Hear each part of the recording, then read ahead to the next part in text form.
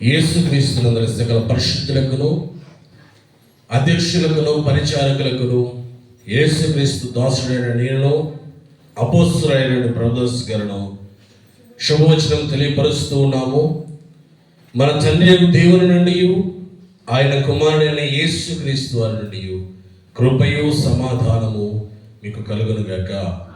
ఆమేన్. లేఖన భాగంలోనికి వెళ్ళబోయే ముందు, డిసెంబర్ నెల కాబట్టి సర్వాధికారి అయిన దేవుడు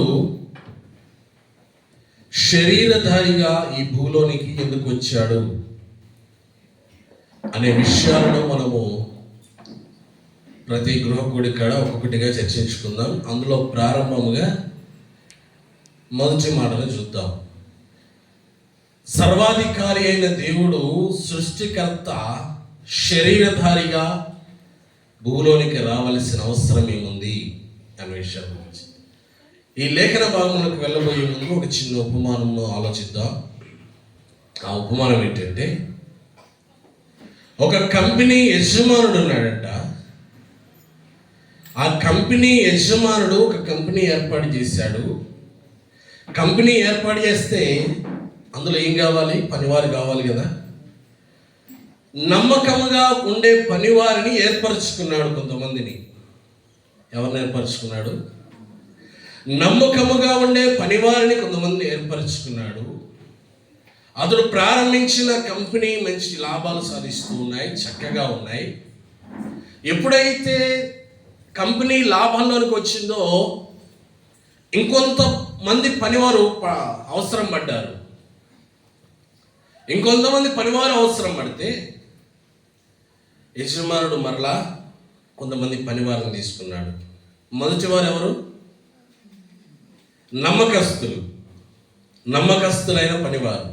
వారికి చెప్పిన పని ఆ టైం కంటే ముందుగానే ముగించేసేటువంటి బుద్ధిమంతులు.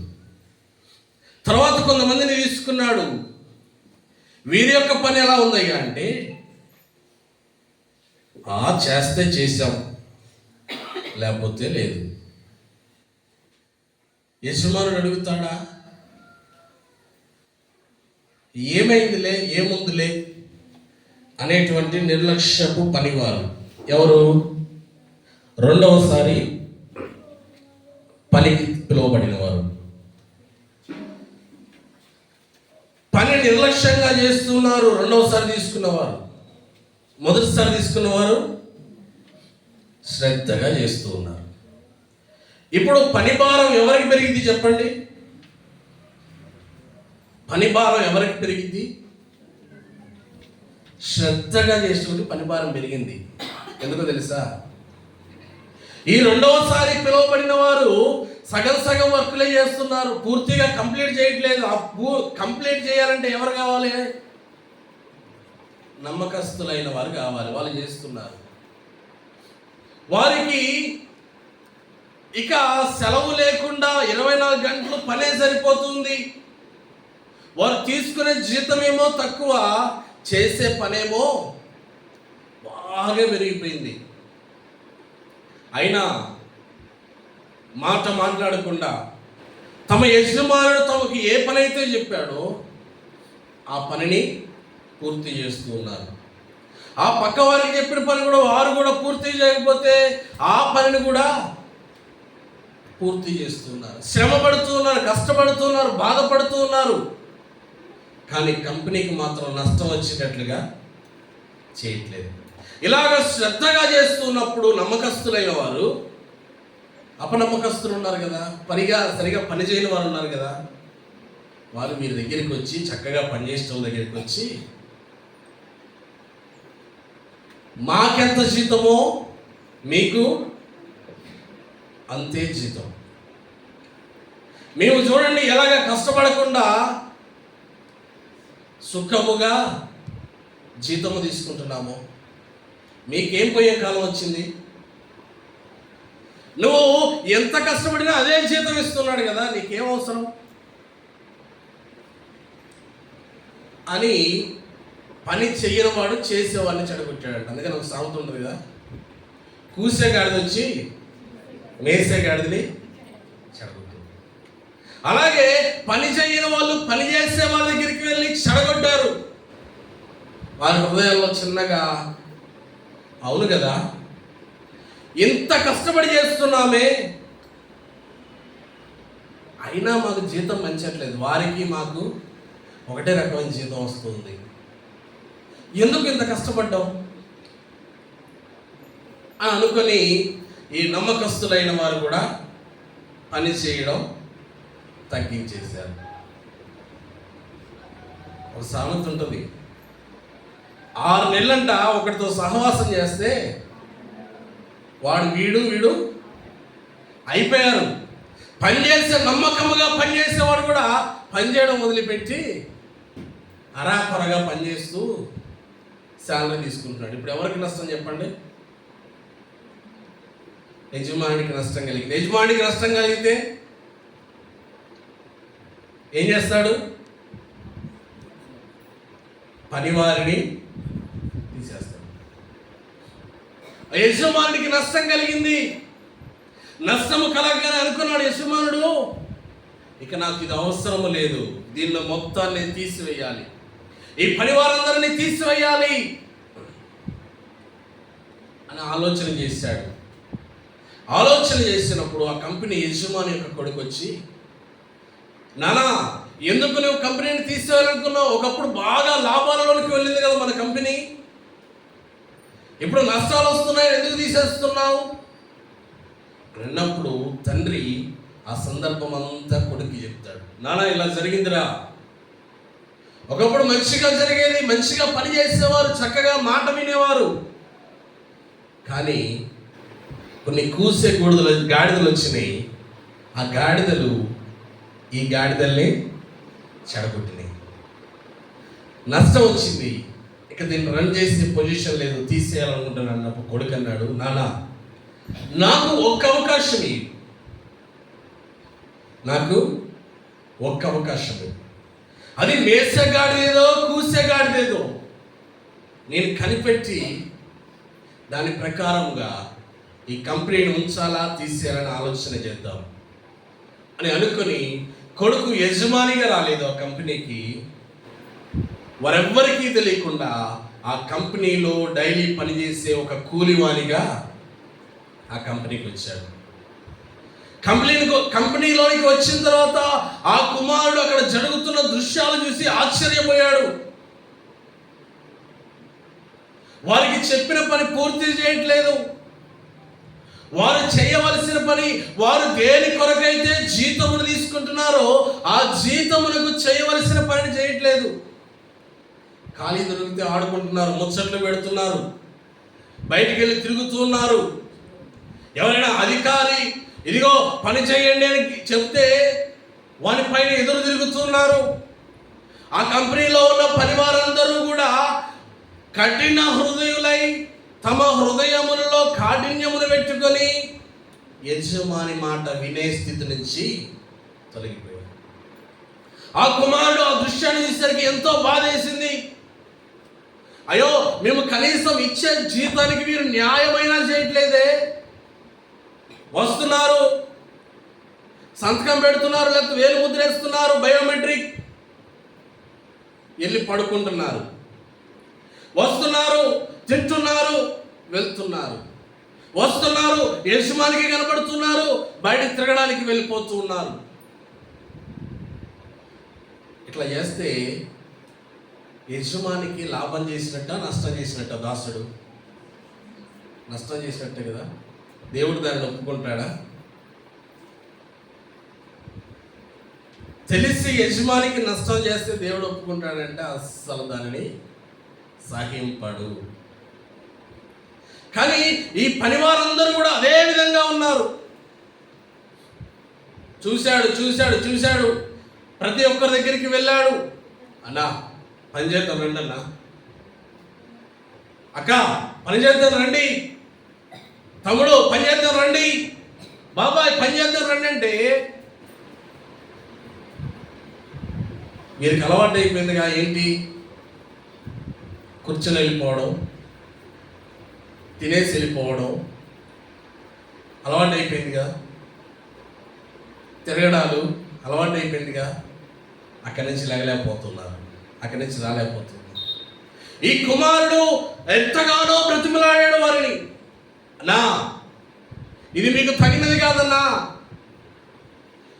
మీరు దీనికి జీతము తీసుకుంటే అది మీ ఇంట్లో నిలవదన్నా, సిలి సంచిలో వేసినట్టే ఉంటుందన్నా, మీరు ఒకవేళ పని చేయకుండా ధనాన్ని ఆశించి జీతము తీసుకొని ఉప్పొంగిపోతే అది ఎన్నో రోజులు నిలవదన్నా, అన్నా మీరు తీసుకునే పనికి న్యాయం చేయండి అన్నా అని బ్రతిమలాడాడు. అతన్ని చూసిన కొంతమంది మారు మనస్సు పొంది పని చేయడం మొదలుపెట్టారు. ఇప్పుడు అందరూ ఒకే తాటిలో ఉన్నారు. ఈ టైంలో ఎవడో ఒకడు వచ్చి కొంతమందితో పని చేపిస్తున్నాడు. మిగతా పని చేయని వరకు ఎట్లుంటుంది చెప్పండి? నిన్నగాక మొన్న వచ్చాడు, ఇప్పుడు వాడు పని చేశాడంటే మేమేం చేయాలి? నాతో ఉన్నవాడు, నాతో తిరిగిన వాడు ఈ రోజు వెళ్ళి చక్కగా పని చేస్తున్నాడంటే నన్ను కూడా పని చేయమంటాడు. కాబట్టి అక్కడ ఉన్న జనాలందరూ కూడా పనిచేసే వారి మీదకి, ఆ వచ్చిన అందరినీ మారుస్తున్న ఆ వ్యక్తి మీదకి గొడవ దిగడం మొదలుపెట్టారు. ఆ వ్యక్తి చూశాడు, నెల రోజులు చూశాడు, 2 నెలలు చూశాడు, ఎవరైనా మారుతారేమో, చక్కగా పనిచేస్తారేమో. ఏదో కొంతమంది మాత్రమే పని చేయడానికి ఇష్టపడ్డారు.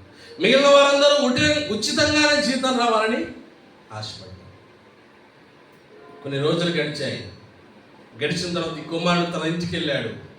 తన ఇంటికి వెళ్ళిన తర్వాత తండ్రి అడుగుతున్నాడు, నాన్న ఎప్పుడు మూసేద్దాం అంటే తండ్రి కొడుకు అన్నాడు, నాన్న ముయ్యాల్సిన పని లేదు నాన్న, నీకు మొదట ఎటువంటి అయితే నమ్మకస్తులుగా ఉండి పనిచేసిన వారు దొరికారో అటువంటి నమ్మకస్తులు ఇంకా మన కంపెనీలో ఉన్నారు. వారిని బట్టి నువ్వు ఈ కంపెనీని క్లోజ్ చేయకు. ఇదిగో ఎవరైతే పని చేయకుండా బద్ధకస్తులులాగా ఉన్నారో వారి వరకు తీసేనా, మనకు వచ్చిన లాభాలు చాలు అని తన తండ్రిని ఒప్పించాడు. తండ్రి అలాగే పని చేయకుండా జీతం తీసుకునే వారందరినీ తన కంపెనీలో నుంచి తీసేశాడు. కంపెనీలో పని చేసేవారిని మాత్రమే ఉంచుకున్నాడు. ఎప్పుడైతే వీరు తీసివేయబడ్డారో కంపెనీ నుంచి బయటకు వెళ్ళిన తర్వాత చాలా సుఖంగా జీవిస్తారు కదండి అనుకుంటున్నారా? బయట పనులు దొరకడం ఎంత కష్టమో ఈ ప్రస్తుత కాలంలో తెలుసా? వీరందరూ బయటికి వెళ్ళిపోయిన తర్వాత కంపెనీ నుంచి పనులు దొరక్క వీడికి కంపెనీలో ఉన్నప్పుడు రోజుకి 800 జీతం ఇస్తే బయట 200 జీతం వేయడానికి కూడా ఎవరు సిద్ధంగా?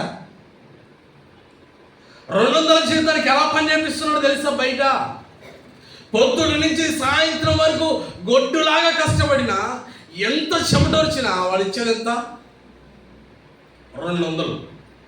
కంపెనీలు ఎంత వచ్చినాయి? వారు పనిని బ్యారీ వేసుకుంటే చూస్తే ఏ పని సుఖం అనిపించిందంటే కంపెనీలో ఉన్నప్పుడు పనే. యజమాని తమకి ఏ పని అయితే చెప్పాడో ఆ పనంతా పూర్తి చేస్తే ఆ పనికి, వారు బయట చేస్తున్న పనికి ఏది సుఖంగా అనిపించిందంటే కంపెనీలో పని చేయడమే. ఎత్తుకోవాల్సిన పని లేదు, ప్రతిరోజు ఈరోజు పని ఉందా లేదా అని సుఖముగా తమ జీవితాలు వెళ్ళిపోయేది. కానీ ఇప్పుడు ఎంత కష్టపడుతున్నారు చూడండి. ఇక తట్టుకోలేక అందులో కొంతమంది వచ్చారంట మరలా యజమాని దగ్గరికి, అయా మిమ్మల్ని బ్రతిమాలుకొంటూ ఉన్నాం, అయా నిన్ను వేడుకుంటూ ఉన్నాం, అయా మరలా తిరిగి మీ కంపెనీలోకి మమ్మల్ని తీసుకోవా? ఏం చేస్తాడు చెప్పండి? ఇప్పుడు యజమానుడు ఏం చేస్తాడు? సర్ప సంతానమా, రాబో ఉగ్రత నుండి ఎవడు మిమ్మల్ని తప్పించగలడు? పొండి, అవకాశం ఇచ్చాడు, నా కుమారుడు అవకాశం ఇచ్చాడు, నేను అవకాశం ఇచ్చాను. అవునయ్యా, నీ కుమారుడు ఎప్పుడు వచ్చాడు? నీ కుమారుని మేము ఎప్పుడూ చూడలేదే. అప్పుడు చెప్పుకొచ్చాడు యజమానుడు, మీరు అతని మాట వినని కారణము చేత మీరు ఇక్కడ పని చేయడానికి యోగ్యులు కాదు. అతడు చెప్పినప్పుడు మీరు మారు మనస్సు పొందలేదు కనుక మీ క్రియలకు తగిన ఫలము మీకు దొరికింది. ఇక నా పరిశ్రమలో మీకు చోటు లేదు. పొండి, ఇక్కడి నుంచి వెలుపలికి పొండి అని తండ్రి వారిని వెలుపలికి నెట్టేశాడు. ఎందుకు వచ్చాడు సర్వాధికారి అయిన దేవుడు భూలోకానికి అంటే, మనుష్యుడు తెలుసో తెలియకో చేసినటువంటి పాపములను క్షమించు. ఒకసారి ఒక మాట చదువుతుంది. 1 తిమోతికి రాసిన పత్రిక 1వ అధ్యాయం. 1 తిమోతికి రాసిన పత్రిక 1వ అధ్యాయం 15వ వచనం. పాపులను రక్షించుటకు క్రీస్తు యేసు లోకమునకు వచ్చెనను వాక్యము. ఎందుకు వచ్చాడంట సర్వాధికారి అయిన దేవుడు? పాపులను రక్షించుటకు. ఈ లోకమంతా ఎలా తయారైందంటే ఆ కంపెనీలో పని చేస్తున్న వ్యక్తుల వలె తయారైంది. పని చేయకుండానే సంపాదించాలి, ఈజీ మనీ. కష్టపడకుండానే, చెమటోర్చకుండానే డబ్బులు వచ్చేయాలి. పాపము, రోగము, వ్యసనాలు మనుష్యుని ఏలుతూ ఉన్న వేళ యజమాని కొడుకు ఈ లోకంలోకి వచ్చాడు. ఎందుకంటే వారందరినీ రక్షించడం కోసం. ఎందుకు వచ్చాడయ్యా యజమాని కొడుకు కంపెనీలో కంటే? సర్వాధికారి భూలోనికి ఎందుకు వచ్చాడయ్యా అంటే పాపములో ఉన్న వారిని రక్షించడం. అందుకని అంటాడు, ఆయన పేరేంటి? ఆయన పేరేంటి? యేసు. యేసు అంటే అర్థం రక్షకుడు. రక్షకుడు మనుష్యులందరినీ రక్షించడానికి వస్తే మనుష్యులు ఆయనను ఎరగక గ్రహింపక ఉన్నారు. ఎందుకు ఎరగట్లేదు, ఎందుకు గ్రహించట్లేదంటే ఆయన యజమానిగా రాలేదు. ఆయన ఎలా వచ్చాడు? పనివాడిగా వచ్చాడు. యజమానిగా వస్తే మనుష్యుల ఉద్దేశం ఎలా ఉండదు తెలుసా? యజమాని ముందు పని చేసేసినట్టు నటించేస్తారు. యజమాని ముందు ఇదిగో ఈ వ్యక్తి ఇంత కష్టపడిపోతాడా అన్నట్టుగా నటించేస్తారు. కానీ యజమాని అక్కడి నుంచి వెళ్ళిపోయిన తర్వాత అసలు స్వరూపం బయటపడింది. అందుకనే ఆయన దాసుని స్వరూపములో వచ్చాడు మన మధ్యలోనికి. ఎందుకు? రక్షించడానికి. పాపులను రక్షించుటకు యేసుక్రీస్తు లోకమునకు వచ్చెను. ఆయన వచ్చాడు. వచ్చిన తర్వాత అనేక మాటలు ప్రకటించాడు. అనేక మాటలు విని ఉన్నారు.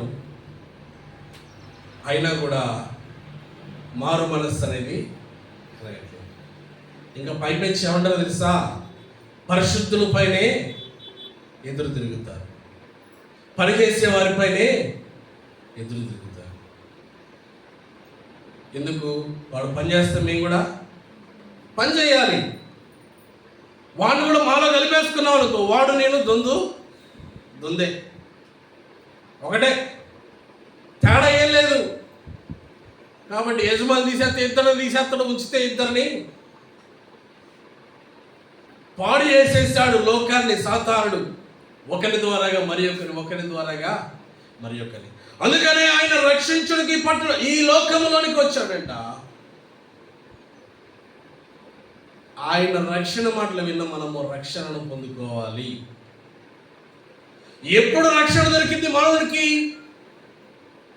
ఎప్పుడు పాపముల నుంచి రక్షణ దొరికింది అంటే లేఖన భాగంలో మనం చదువుదాం చూడండి. లూకా సువార్త 19వ అధ్యాయం 9వ వచనం. మనం అనేక మార్లు వినిన మాట మరి ఒకసారి చూద్దాం. లూకా సువార్త 19వ అధ్యాయం 9వ వచనం. అందుకు యేసు ఇతడును అబ్రహాము కుమారుడే, ఎందుకనగా నేడు ఈ ఇంటికి రక్షణ వచ్చి ఉన్నది. ఎవరికి రక్షణ వచ్చింది? పొట్టి జక్కయ్యకి, అతని ఇంటి వారందరికీ రక్షణ వచ్చింది. ఎందుకు రక్షణ వచ్చిందయ్యా అంటే, ఈ పొట్టి జక్కయ్య ఏం చేశాడు? యేసుని తన ఇంట్లోనికి ఆహ్వానించాడు, తీసుకొచ్చాడు. ఎప్పుడైతే యేసు జక్క ఇంట్లోనికి వచ్చాడో అప్పుడు అంటున్నమాట, యేసు ప్రభువు అన్నమాట, ఇదిగో నేడే ఈ ఇంటికి రక్షణ, పాపములు తొలగింపబడి ఉన్నవి, పాప క్షమాపణ అతనికి దొరికి ఉన్నది. అతడు అంతకుముందు అనేక పాపములు చేసి ఉండొచ్చు, అనేక నేరములు చేసి ఉండొచ్చు, అనేక ఘోరములు చేసి ఉండొచ్చు, వ్యభిచారము చేసి ఉండొచ్చు, హింసించి ఉండొచ్చు, నిందించి ఉండొచ్చు. కానీ ఎప్పుడైతే యేసు ప్రభువు జక్క ఇంట్లోకి వచ్చాడో ఏమొచ్చిందంట? ఆ మాటలు చదువుదాం. మొదటి వచనం నుంచి. ఆయన సంచరించుచు యెరికో పట్టణంలో ప్రవేశించి దాని గుండా పోవచ్చుండెను. ఇదిగో సుంకము గుర్తుదారులను ధనవంతుడైన జక్కయ్య అని పేరు గల ఒకడు యేసు ఎవరో అని చూడగోరని కానీ పొచ్చివాడైనందున జనులు గుంపులు కూడి ఉండటం వల్ల చూడలేకపోయాను. అప్పుడు యేసు ఆ త్రోవను రానయ్యుండెను గనుక అతను ముందుగా పరిగెత్తి ఆయనను చూచుటకు మేడి చెట్టు ఎక్కెను. యేసు ఆ చోటుకు వచ్చినప్పుడు కళ్ళెత్తి చూచి, జక్కయ్య త్వరగా దిగుము, నేడు నేను నీ ఇంట ఉండవలసి ఉన్నదని అతనితో చెప్పగా, ఈ పొట్టి జక్కయ్య ఏం చేశాడంటే ఆయన ఎవరో చూడాలనుకున్నాడు, కానీ చూడలేకపోతూ ఉన్నాడు. ఎందుకంటే పొట్టివాడయ్యాడంట, జనాలు గుంపులుగా కూడా ఉన్నారంట. గుంపులో నుంచి చూడలేకపోతున్నాడు. కాబట్టి ఏం చేశాడు? మేడి చెట్టు ఎక్కాడు. కంపెనీలో పనోళ్ళందరూ ఉన్నారు.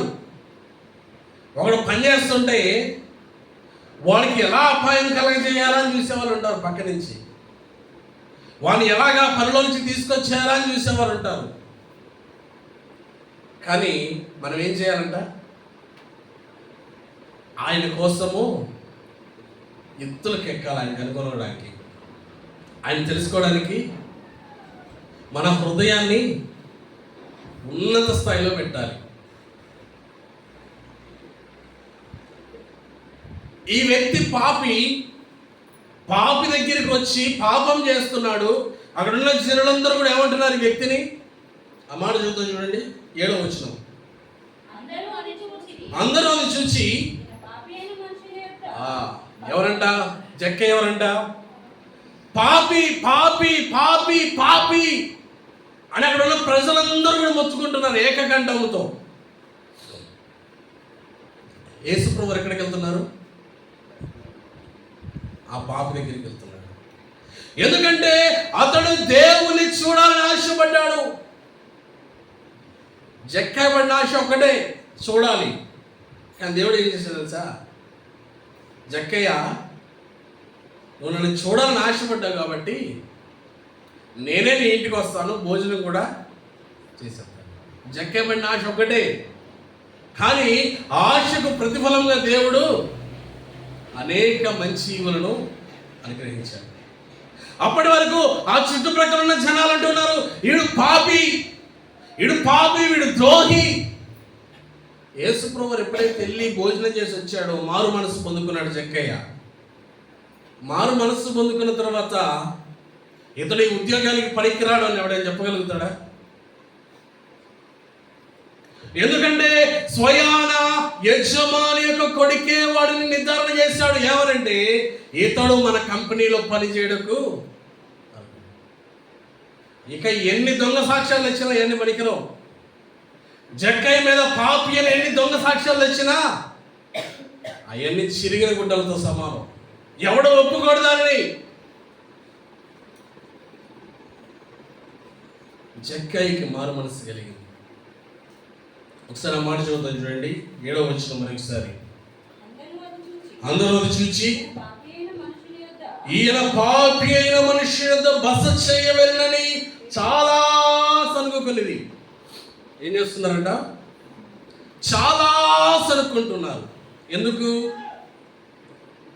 పాపి అయిన వారింట పరిశుద్ధులు బస చేయడం ఏంటి, ఉండడం ఏంటి అని అనుకున్నప్పుడు దేవుడు అంటున్నాడు, నేడు ఇంటికి రక్షణ వచ్చింది. మనలో కూడా చాలామంది ఈ సందర్భం జరుగుతూనే ఉంటుంది, చాలా కుటుంబాలలో, క్రైస్తవులలో కూడా. ఫర్ ఎగ్జాంపుల్, మన బంధువులలో ఒక అతను చనిపోయాడు. మన బంధువులలో ఒక అతను చనిపోయాడు. చనిపోయిన విషయం తెలిసి దూరదేశం నుంచి ఒక వ్యక్తి వచ్చాడు. ఎక్కడి నుంచి? దూరదేశం నుంచి ఒక వ్యక్తి వచ్చాడు. ఆ కార్యక్రమం అంతట్లో పాల్గొన్నాడు. కార్యక్రమం అయిపోయింది. ఈ చనిపోయిన ఇంటి దగ్గరలోనే మీ ఇల్లు ఉంది. ఆ వ్యక్తి ఈ రాత్రికి ఏం వెళ్తాంలే, బాగా లేట్ అయిపోయింది కదా అని మీ ఇంటికి వచ్చాడు. రాణిస్తారా? చచ్చిపోయిన ఇంటికి వచ్చి మా ఇంటికి రావడం ఏంది? ఆ కీడు ఎక్కడి నుంచి ఎక్కడికి వచ్చేస్తుంది? వాళ్ళ ఇంట్లో నుంచి మా ఇంట్లోకి వచ్చేస్తుంది అని రానియన వారు ఎవరు ఉన్నారా? రాణిస్తే మీరు ధన్యులు. సహజంగా ఉంటుంది, కానీ బయటపడదు అంతే. చచ్చిపోయిన ఇంట్లో ఉన్న కీడంట మా ఇంట్లోకి వచ్చేస్తుంది. ఎక్కడికి? చచ్చిపోయిన ఇంటికి వెళ్ళి. ఇంకా క్రైస్తవుల్లో ఉన్నటువంటి కొన్ని మూఢ ఆచారాలు. చనిపోయాడు, వెళ్ళిపోయాడు, పరలోకమో నరకమో అది డిసైడ్ అయిపోయింది, మనకేం అంటుకోదు. ఆ పరలోకం మనకి అంటుకోదు, ఆ నరకము మనకి ఆ శవము ద్వారాగా, ఆ ఇంటి ద్వారాగా మనకి. కానీ ఇంకా అనేక మంది అదే స్థితిలో ఉన్నారు. ఏదో శాపం వచ్చేస్తుంది, రోగం వచ్చేస్తుంది, కీడు వచ్చేస్తుంది. ఏమైనా పందాలు పెట్టే ముందు భర్త చనిపోయిన స్త్రీలు ఎదురొచ్చారనుకోండి, చాలామంది ముందుకెళ్ళరు, కొద్దిసేపు వెనక్కి వచ్చి కూర్చొని వెళ్తారు. క్రైస్తవులలో కూడా ఉన్నారు అవి పాటించేవారు. ఇంకా ఆ మనిషి కదా, నువ్వు మనిషి అలా. కొంతమంది ఏమో ఇంకా క్రైస్తవుల్లో ఉన్నారు ఏంటంటే, ఏదో ఒక జంతువు అడ్డు వస్తే వెళ్ళరు, పిల్లి అడ్డు వస్తే వెళ్ళరు, తుమ్మితే ఎక్కడున్నారు వీళ్ళందరూ? ఇంకా బయట లేరు, కంపెనీలోనే ఉన్నారు. కంపెనీ చెప్తుంది, కంపెనీ యజమాని చెప్తున్నాడు, మారు మనస్సు పొందండి, మీ క్రియల వల్లనే ప్రతిఫలం వస్తుంది. కానీ వాడు తుమ్మినంత మాత్రాన రాదు, తగ్గినంత మాత్రాన రాదు, ఎవడో ఎదురొచ్చినంత మాత్రాన అసలు రానే. ఏ కీడు నీ దరి నమ్మిన వారి దేవునికి స్తోత్రం చెప్పండి. హల్లెలూయా. కానీ మనుషులు ఎక్కడ ఉన్నారంటే ఇంకా లోకాచారాలు, ఆచారాలు, పాపం పాపం పాపం అది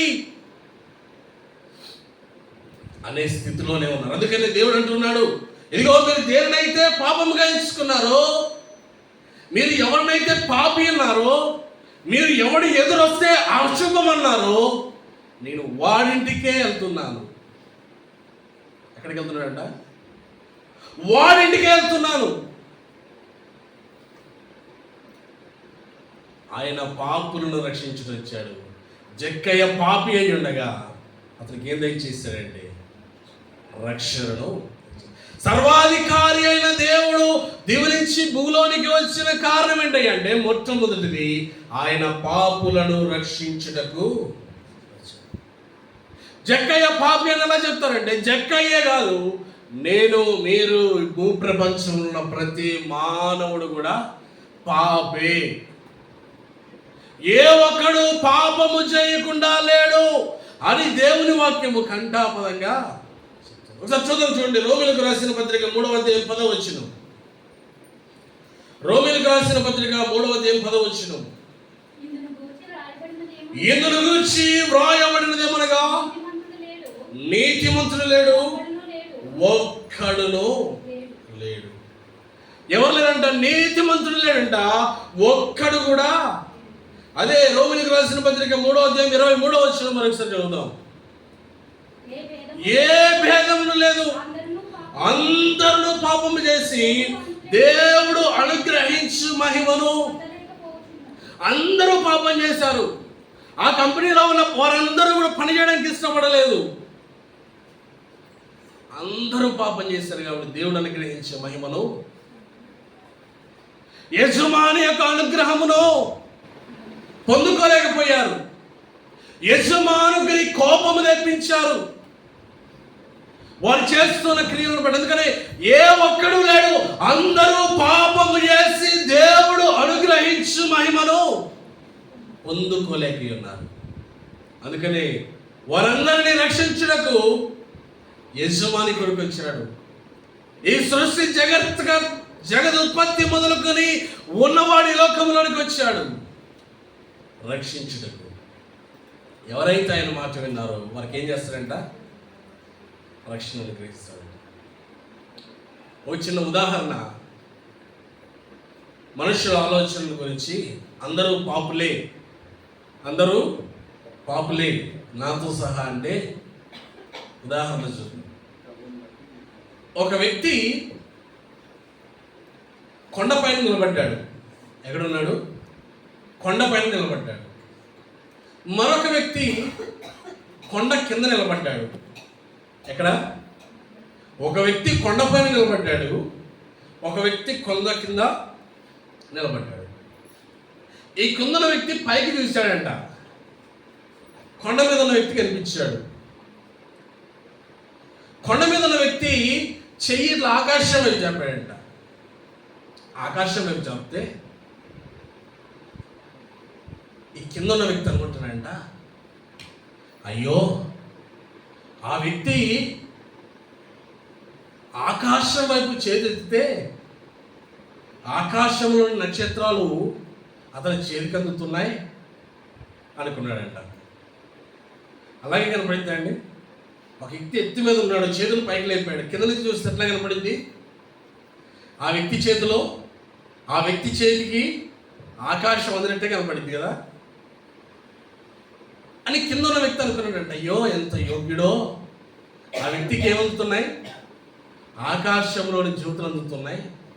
నేనేమో కింద ఉన్నాను, నేను ఎంత చేయి పైకి లేపినా నాకు అందట్లేదు అని బాధపడుతున్నాడంట. నాకు అందాలంటే నేనేం చేయాలి? ఆ కొండ ఎక్కాలి. ఆ కొండ ఎక్కే బలం నా దగ్గర అని బాధపడుతున్నాడు. ఇప్పుడు నిజం చెప్పండి, కొండెక్కిన వ్యక్తికి ఆకాశం అందిందా? కిందనోడికి ఆకాశం అందలేదు, కొండెక్కినోడికి ఆకాశం. కానీ కిందనోడి ఉద్దేశం ఏంటంటే వాడికి అందేసింది. ఇద్దరు కూడా ఆకాశంలో నక్షత్రాలను పట్టుకోలేదు.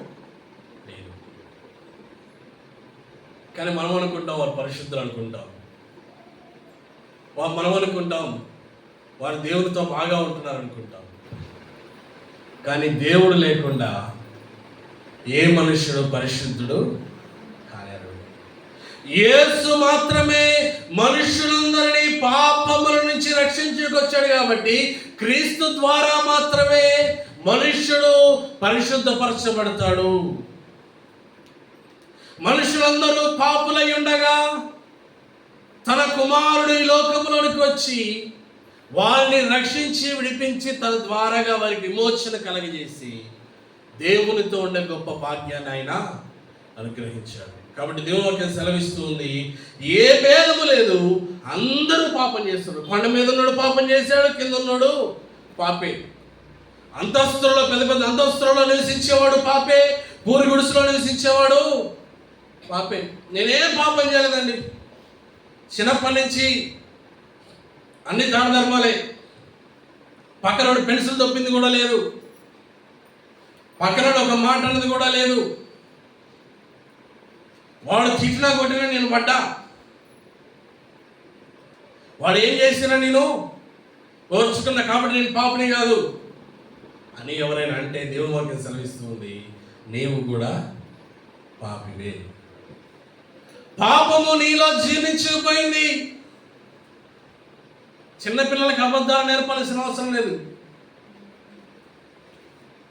నేర్పిస్తాను చిన్నపిల్లలకి అబద్ధాలు, కానీ వాళ్ళంతటా వాళ్ళే చాక్లెట్ పెట్టి తీసేవారంటే నిందేలు నాకు తెలియదు, అప్పటికే తినేసి ఉంటాడు. మనుష్యునిలో ప్రతి అణువులో పాపం అనేది చొచ్చుకుపోయింది. కాబట్టి పాపులను రక్షించుటకు క్రీస్తు యేసు నరుడిగా ఈ భూలోకంలోనికి వచ్చాడు. దేవునికి స్తోత్రం, హల్లెలూయా. మరొక మాట చదువుదాం చూడండి. అపోస్తల కార్యాలు 4వ అధ్యాయం 12వ వచనం.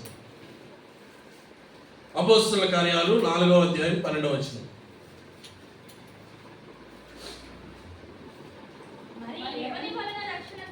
మరి ఎవని వలన రక్షణ కలదు? ఈ నామమునే మనము రక్షణ పొందవాలని గాని ఆకాశము క్రింద మనుష్యులలో ఇవ్వబడిన మరి ఏ నామమున రక్షణ పొందలేము అనెను. వారు పేతురు యోహాను ధైర్యం చూచినప్పుడు వారు విద్యలేని పామరులని గ్రహించి ఆశ్చర్యపడి వారు యేసుతో కూడా ఉండిన వారిని గుర్తెరిగిరి. పేతురు యోహానులు దేవుని వాక్యాన్ని సెలవిస్తున్నారు. ఏమంటే, మీరు రక్షణ పొందుటకు అనేక మార్గాలు వెతుక్కుంటున్నారే. ప్రతి మనిషి కూడా, ప్రతి మతములోనూ కూడా, ప్రతి రాజ్యములోనూ కూడా మనిషి పాపి అని తెలుసు, పాపానికి పరిహారం చేసుకోవాలని తెలుసు. దానికి అనేక రకాల పద్ధతులను కనిపెట్టారు మనుషులు.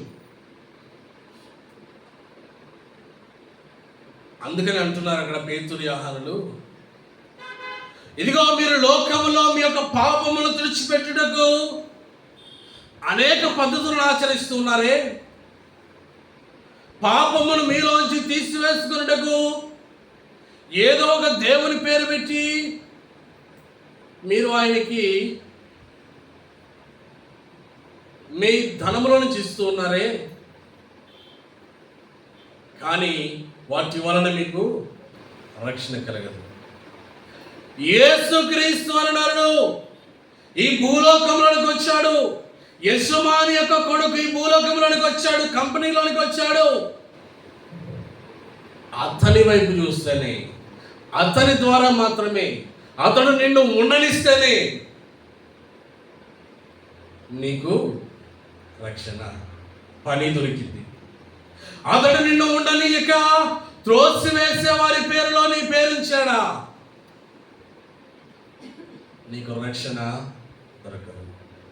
ప్రజలు ఏమంటారంటే నిన్ను పాపి పాపి పాపి మన మధ్యలో నివసిస్తున్నాడంటారు. కాబట్టి ఆయన కుమారుని యొక్క జీవ గ్రంథమందు పేర్లు లిఖించబడులాగిన మీరు ఉండండి అని పేతురు యోహానులు ప్రసంగిస్తూ ఉంటే వారు అంటున్నారంట, అక్కడ ఉన్న జనాలందరూ, అయ్యో వీరు విద్య లేని వారే, వీరు ఇంతటి జ్ఞానయుక్తమైన మాటలను, గొప్ప మాటలను ఎక్కడి నుంచి పలుకుతున్నారు అని ఆశ్చర్యపోతున్నారు. అందుకని పేతురు యోహానులు చెప్తున్నారు, ఈ నామము వలననే రక్షణ కలుగుతుంది, మరి ఏ నామము వలన రక్షణ కలగదు. ఎందుకంటే ఆయన పేరే రక్షకుడు. మత్తయి సువార్త చదువుతాంగా 1వ అధ్యాయం 21వ వచనం. 1వ అధ్యాయం 21వ వచనం. ఆమె యొక్క కుమారుని కనును తన ప్రజలను వారి పాపముల నుండి ఆయనే రక్షించును గనుక, తన ప్రజలను వారి పాపముల నుండి ఆయనే రక్షించును గనుక, తన ప్రజలను వారి పాపముల నుండి ఆయనే రక్షించును గనుక ఆయనకి యేసు అని పేరు పెట్టదు. యేసు అనే మాటకు అర్థము రక్షకుడు. ఆయన రక్షించడానికి ఈ లోకంలోనికి వచ్చాడు. ఎందుకు వచ్చాడంటే యేసు ప్రభువు మొదటిది పాపులను రక్షించడానికి కాదు, పాపులను రక్షించడానికి. రెండవ మాట చూద్దాం. లూకాసు వార్త 19:10. లూకాసు వార్త 19:10. నశించిన దానిని వెతికి రక్షించుటకు మనుష్య కుమారుడు వచ్చానని అతనితో జక్కయ్యతో చెప్తున్నాడు. అక్కడ ఉన్న జనాంగంతో చెప్తున్నాడు. నశించిన దానిని వెతికి రక్షించుటకు మనుష్య కుమారుడు లోకంలోనికి వచ్చాడు.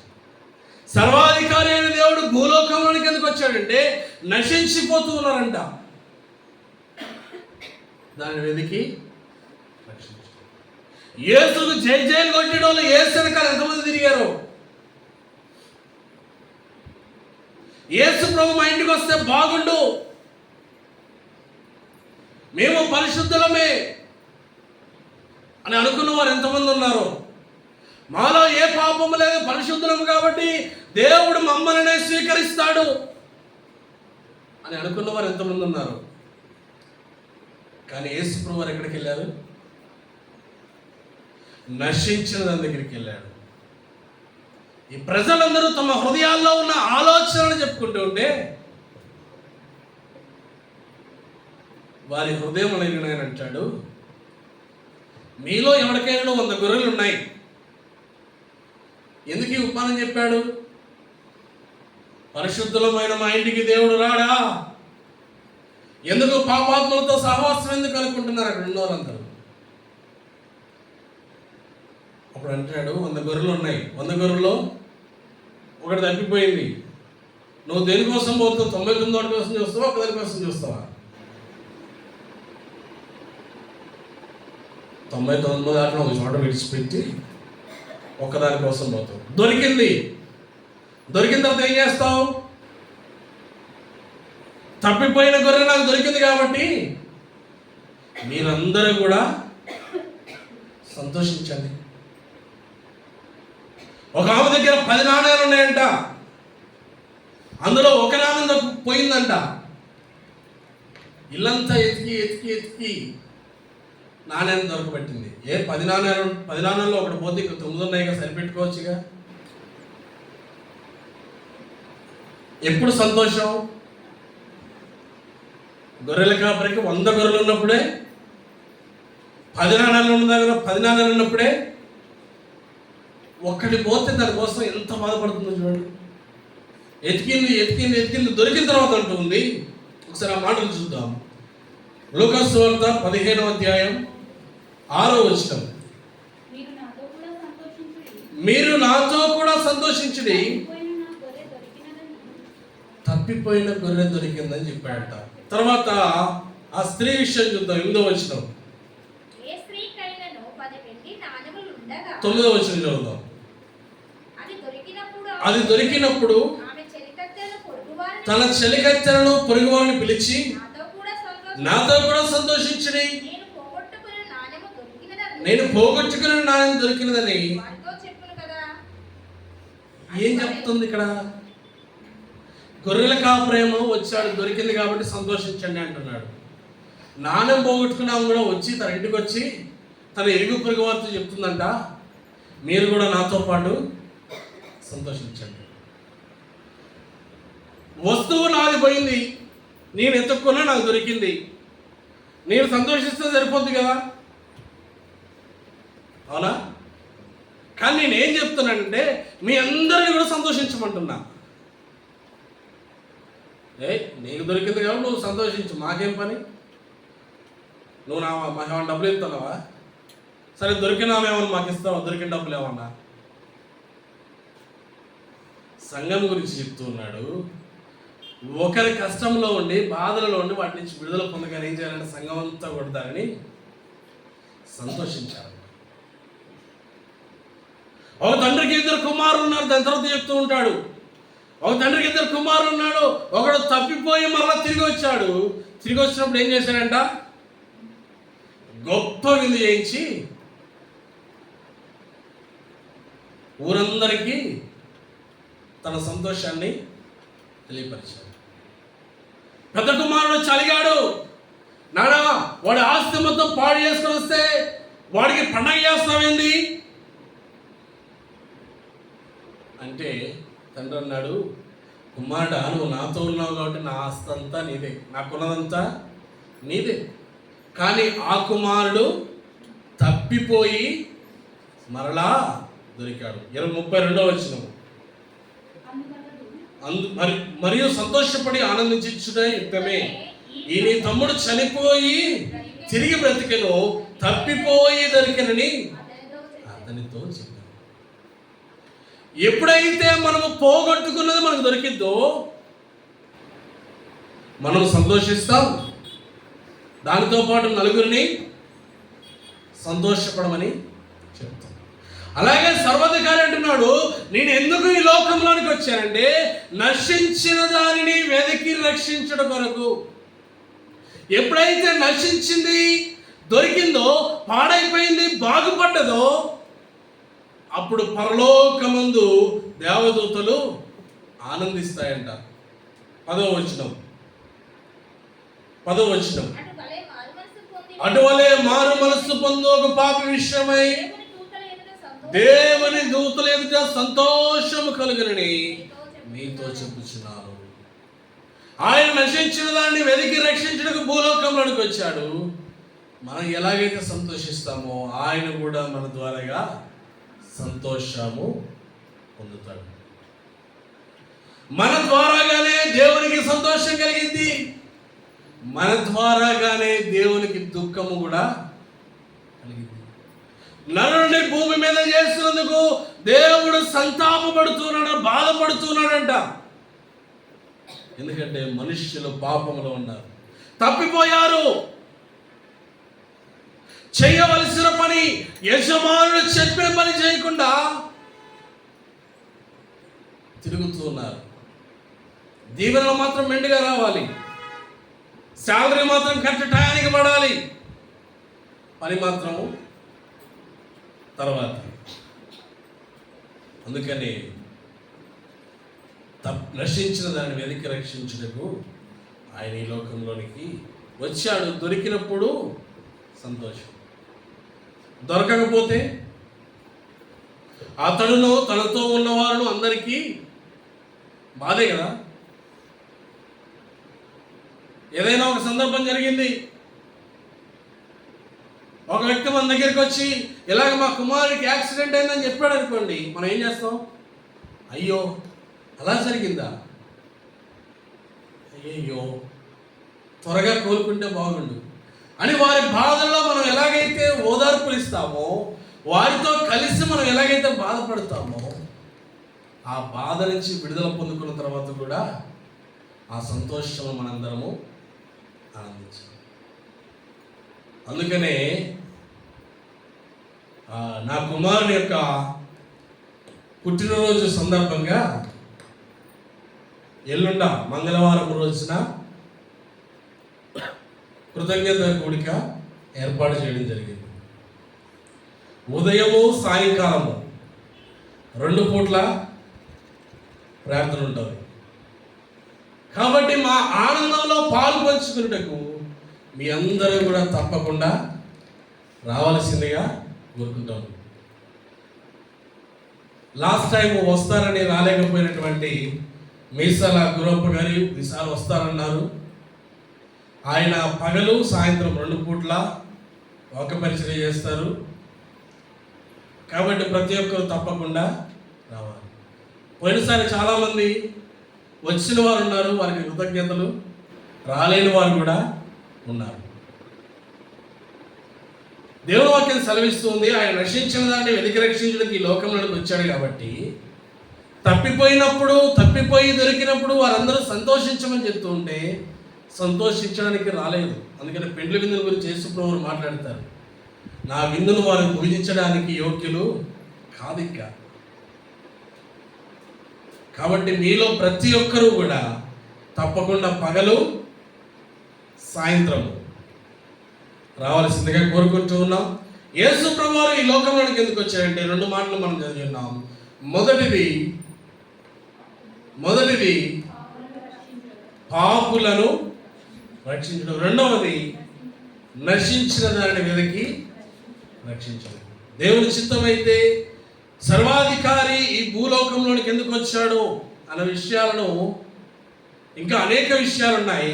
అవన్నీ కూడా గృహ కొడుకుల దగ్గర, అలాగే ఆదివారం దినమున మనం ఈ నెలంతా కూడా ధ్యానించబోతూ ఉన్నాం. ఈ కొద్ది వాక్యం దేవుడు దీవించి మనందరూ హృదయాలు ఫలింపజేయను గాక. ఆమేన్. హల్లెలూయా. స్తోత్రం. ఎఫెసీ పత్రిక అపొస్తలుల కార్యాలు 14వ అధ్యాయం. అపొస్తలుల కార్యాలు 14వ అధ్యాయం 7వ వచనం చదువుదాం.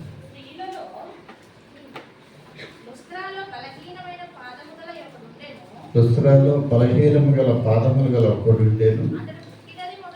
అతడు పుట్టినది మొదలుకొని ఎన్నడను నడవలేక